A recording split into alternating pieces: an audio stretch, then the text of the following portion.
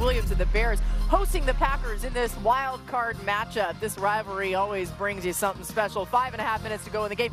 Bears down 27-16. They were down 21-3 at one point. 4th and 8 here. And Williams, unbelievable, avoiding the rush, falls away, finds Rome Odunze on the downfield. I don't know. I don't know. It's historically one of the greatest I think throws it's I've the ever best seen. throw in the history of the Chicago Bears. And here's Williams finding Olamide Zaccheaus over the middle for the touchdown. They get the 2-point conversion, and they pull closer, 27-24, ensuing Packers possession. He was not Brandon good. McManus, no good. He didn't have a good day. 3 kicks. I mean, left 7 points on the board. It's a hard game to understand how it ends. That's the starting point.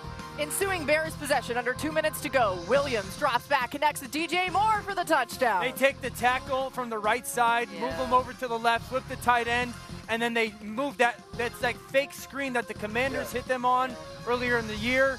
Huge touchdown. Don't look now. The Bears have the lead for the first time, 31-27. Last chance for the Packers. 7 seconds left. Ball on the Chicago 28. Jordan Love drops back, buys some time. Throws it to the end zone, though, and it is incomplete. And then we're going to see this handshake that wasn't really a handshake. A little blow-by action after Ben Johnson wins this one. You see him go up here to Matt LaFleur in just get a up, moment. man. He fell down. I didn't know that was going to be the highlight, and I love that it's in the highlight because it was one of my favorite things that happened. Chicago completing that comeback.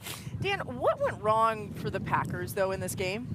It's hard to pinpoint, because we've been talking about this. Like, we've mentioned this so many times. Usually when this happens, right, there's a moment. There's a huge kick return. There's a pick six. There's something that flips it, and it was like this slow bleed. I'll go to the second half, and if you just watch the second half, a couple things. Injuries started to pile up. 6 penalties. That was a huge part. Also, they have this 21-3 lead.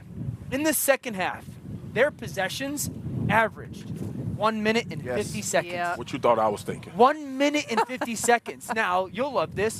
31 pass attempts, 7 rush attempts. And so you're trying to figure out, like, what missed kicks. There's no question about it. The 2 drops, Jaden Reed and then Christian Watson go for 2. But I think it's just the whole management of that situation and not thinking the end game, rather just being in the moment, almost too aggressive out of Matt LaFleur. Yeah, you look at that and you think, well, okay, we should have run the ball and try to drain clock. But of their 6 runs, only 1 gained over a yard. Like, they couldn't run the ball, so you're in a tough spot. Yeah, I think I've seen some criticism. Oh, he took his foot off the gas. It's not what happened at all. No. I think the injuries on the offensive line really showed up. Totally. Tackle position, they got whooped, and that's what led to some of the grounding calls was Jordan Love under pressure. And then I actually thought on the fourth drive around the 4-minute mark, they were too aggressive in terms of throwing downfield instead of trying to possess the football. The average at the target was too long. Another thing I didn't love, they were so successful with play action in the first half.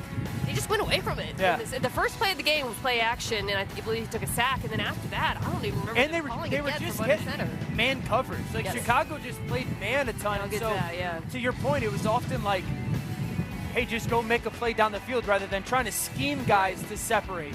Yeah, you saw that list of all the Packers players that are out. That's certainly a piece of this. But, Marcus, I know Caleb Williams is making unreal throws, but how much of this is on the Packers defense for not finding a way to limit this Bears offense? A lot of it, undisciplined. And the play that obviously stands out is the rollout for the pass that you ever seen with Rashawn Gary.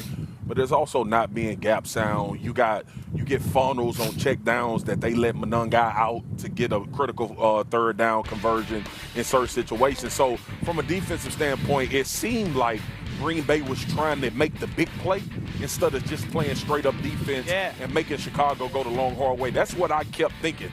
And then Loveland just destroyed him. Like, it was one of those situations where when he was in the line, I absolutely think they paid too much attention to him, to be honest with you. It felt like a panic almost. And I know Hafley likes to bring pressure. I know he want to create quarterbacks with angst. That quarterback in particular, you want to make him throw from the pocket as much as you can. We've seen Caleb make those plays all year long. I just felt like at times, and y'all ain't going to believe this, that they were a little bit too aggressive in Green Bay instead of making them go the long, hard way. Well, I think the thing that changed for me in the second half was even though Chicago sped things up and they were hurrying and they understood they needed to score, they still stuck to the game plan. Much like when Mina was speaking about the Philadelphia Eagles not doing the things to attack the San Francisco 49ers' weaknesses defensively, we saw Chicago continue to do that. And yes, Caleb made some plays that were just wild plays, getting outside of the pocket, creating and extending, but they knew that they'd get too high. They knew how to attack that with sail routes and outside floods. And I felt like all of those things, even taking checkdowns to DeAndre Swift and running the football when you had the opportunities, they continued to play even though they were the team behind, and Green Bay didn't. Edger and Cooper went out of that game. Ben Johnson drew a big circle around his replacement, those in-game adjustments. But that's also who Ben was in Detroit, too. Yeah. They would never Really get good away at from their plan. Can I just make a real quick point? That handshake, Matt LaFleur's little brother coaches for who they're playing this weekend, and his best friend Sean McVay coaches against Ben Johnson this weekend. That story's not done Everybody yet keep an eye on that. We got a lot more coming your way here on NFL Live. A very windy Pittsburgh. All right, elsewhere in the NFL, we're tracking the future of Packers coach Matt LaFleur after Green Bay blew an 18-point lead against Chicago. LaFleur said he wanted to keep the job, but had to talk to team president Ed Policy. LaFleur has only 1 year left on his contract, and Policy has said he doesn't want a lame duck coach. Here's Micah Parsons on his coach. Yeah, I believe so. I've had my fair share of coaches and people around this league that I've been around, and Matt's one of the best guys and people. Like, as a person, I've been around since I've been in this league. I reached out to him when I started seeing this, and I said, man, when I agreed to come here, like, you were part of the reason why I came here. I want you a part of this, and I love you, and I think you're a great coach, and he appreciated those words, and we had a brief conversation. But Matt is, I think he's a great guy. All right, NFL insider Dan Graziano joins us now for more on this. Dan, what can you share about LaFleur's future in Green Bay? Well, Christina has 1 year left on his contract. So while by all accounts we have a team that wants its coach back and we have a coach that wants to stay, he needs a new deal. And I think what we're seeing here is the beginning or the early portion of a contract negotiation. So I think the Packers, want to discuss with Matt LaFleur and his agent what a new deal, an extension beyond this next 1 year would look like. And if they get what they want, if both sides get what they want, then I think it probably happens pretty quickly. But in any contract negotiation, there's always, of course, the possibility that things go sideways. You have a new team president in Green Bay, and Ed Policy, who's doing this, in his current role for the first time. He's not completely new at it. He was on the Packers board of directors for years. He knows how the team operates.